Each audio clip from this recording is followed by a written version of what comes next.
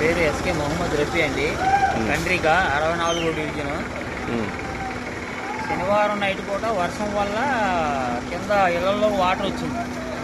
తర్వాత మొదటి రోజు ఆదివారం పూట చూస్తే ఎలగలేరు, గేట్లు ఎత్తేసారని జనాలు చెప్పుకుంటేనే మాకు తెలిసింది. అప్పటి వరకు మాకు వాటర్ వస్తుందని కూడా తెలియదు, వర్షం నీళ్ళు అనుకున్నాం.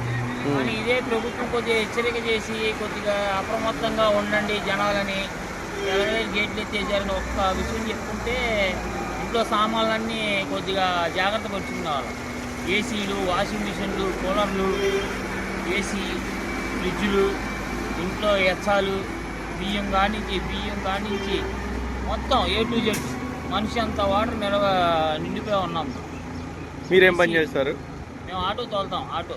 ఆఖరికి మా ఆటో కూడా నిండిపోయింది. ఒక ఆటో అక్కడే ఉంది మాది. కుటుంబంలో ఎంతమంది ఉంటారు? మీ కుటుంబంలో ఎంతమంది?